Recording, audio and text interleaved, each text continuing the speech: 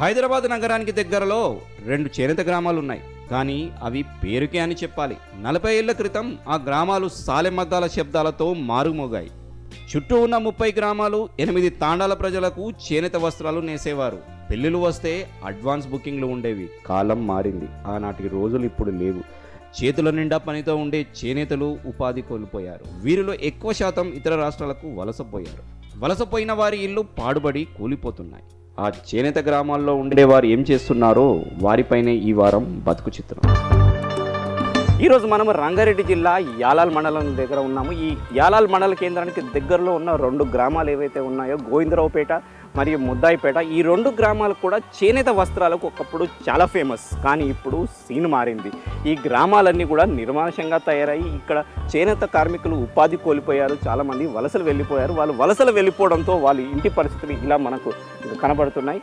అసలు ఇక్కడ ఉన్న కొంతమంది చేనేత కార్మికులు కూడా వాళ్ళు ఎలాంటి పరిస్థితులు ఉన్నారో అది తెలుసుకోవడానికి ప్రయత్నించారు.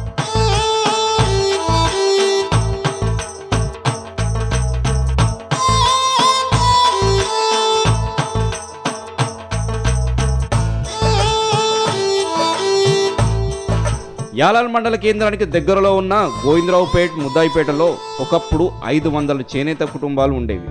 ఇక్కడి వారంతా చేనేత పనిలో బిజీగా ఉండేవారు. ఒక్కో ఇంట్లో 4 మగ్గాలపై వస్త్రాలు తయారు చేసేవారు. వీరు ఎక్కువ శాతం కుప్నాం చీరలు తయారు చేసేవారు. అంటే యాలాల్ చేనేత పెళ్లి పట్టు చీరలు. దానితో పాటు 4 రకాల ప్యూర్ కాటన్ పంచెలు, వైట్ టవల్స్, బనియన్లకు బట్ట తయారు చేసేవారు. కానీ అదంతా గతం. కాలం మారింది. ఇక్కడి వారు ఉపాధి కోల్పోయారు.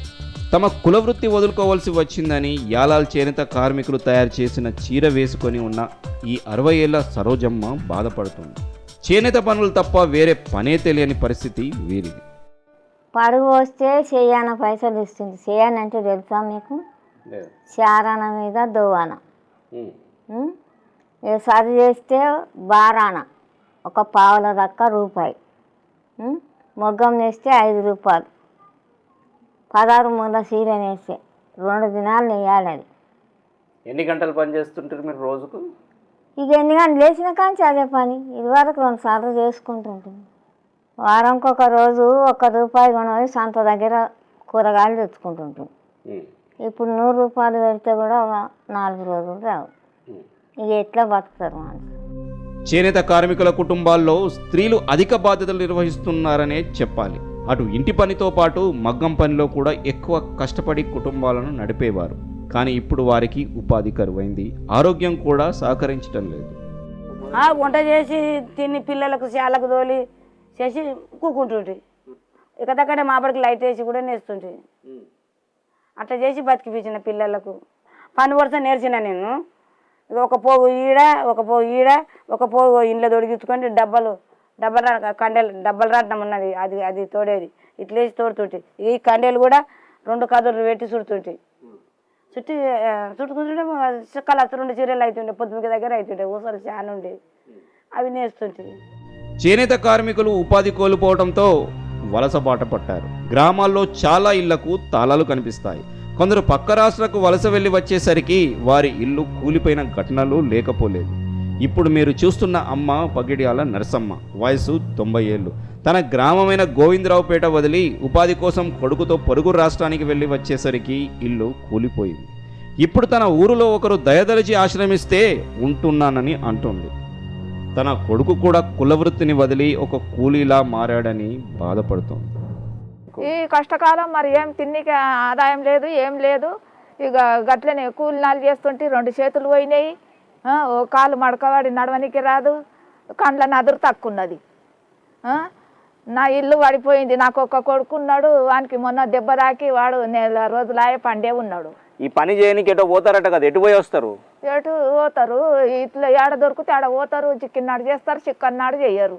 ఏం పని చేయడానికి పోతారు? ఎక్కడో భీమాండికి పోయి సాచలు నడిపించిండు, కాండిన్ మిషన్ నడిపించిండు, వచ్చిండు. ఇక్కడనే ఉన్నాడు. ఆ పని చేసుకుంటా మొగ్గం నేసి 25 ఏండ్లు అట్లా నేసినాక ఇక గట్లనే ఎవరైనా పని చేస్తుంటే వాళ్ళ చేతి కిందికి పోతాడు. అంటే ఈ మగ్గం పని చేస్తలేడా ఇప్పుడు? ఇప్పుడు లేదు. మరి అది మాలే లేకుంటే ఏం చేస్తారు? మాల లేదు, ఎవరిస్తలేరు.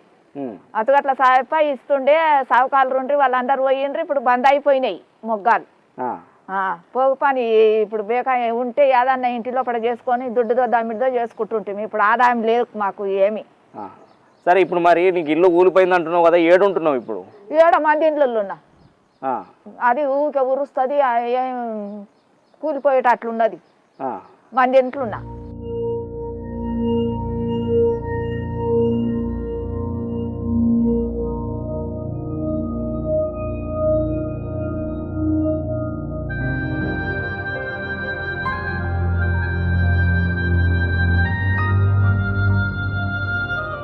అంతేకాదు యాలాల్ చేనేత గ్రామాల నుంచి ఉపాధి గురించి ఇతర రాష్ట్రాలకు వెళ్ళి అక్కడ కూడా బతుకుబండి నడిపించలేక ఆత్మహత్య చేసుకున్న వారు ఉన్నారు.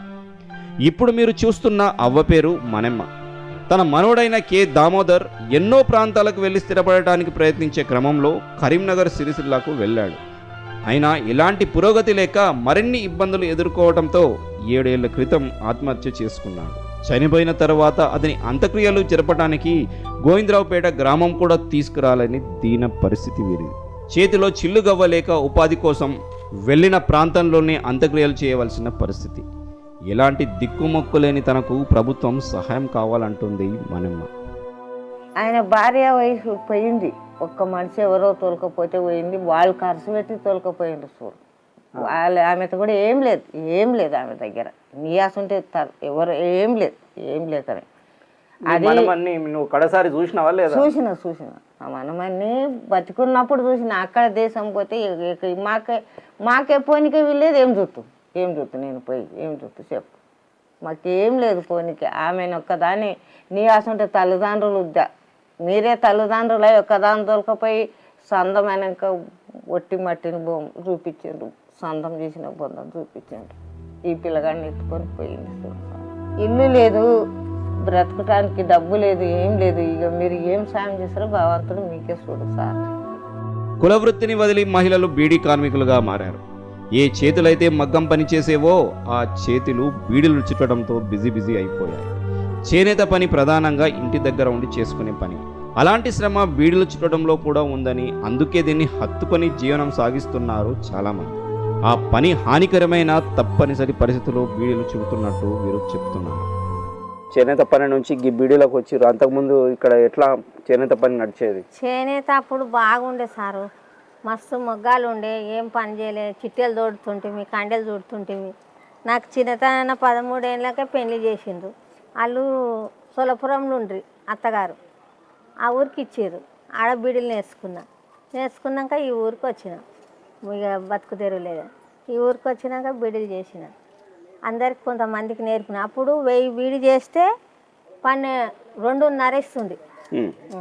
ఇక ఇంత కొట్లాడంగా 100 రూపాయలు అయినాయి. 100 రూపాయలకు 1250 బీడీ ఇవ్వాలి. ఇట్లా 3 పిల్లలు ఉండే చిన్నగా. నా భర్త చచ్చిపోయాడు. ఆడపిల్లలు 3, ఒక కొడుకు. ఇక ఈ బీడీల మీదనే వాళ్ళకి బతికిచ్చిన.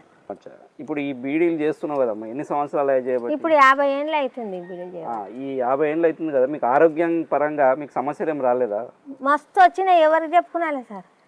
ఇప్పుడు దవాఖానలో పోతే బొక్కలు అరిగినాయి, ఇవి అరిగినాయి, కూర్చొని అంటున్నాడు. మస్తు మందులు తింటున్నా, కింద కూర్చోలేకపోతున్నా, నడవలేకపోతున్నా. ఇక బతుకు ఇది ఎట్లా, ఆధారం ఎట్లా, పిల్లలు ఉన్నారు చిన్నగా, ఎట్లా చేయాలని ఎట్లనో తోడని దండలాడుతా. నా కోడలకు ఆమె నేర్పిన, ఆమెని చేసి.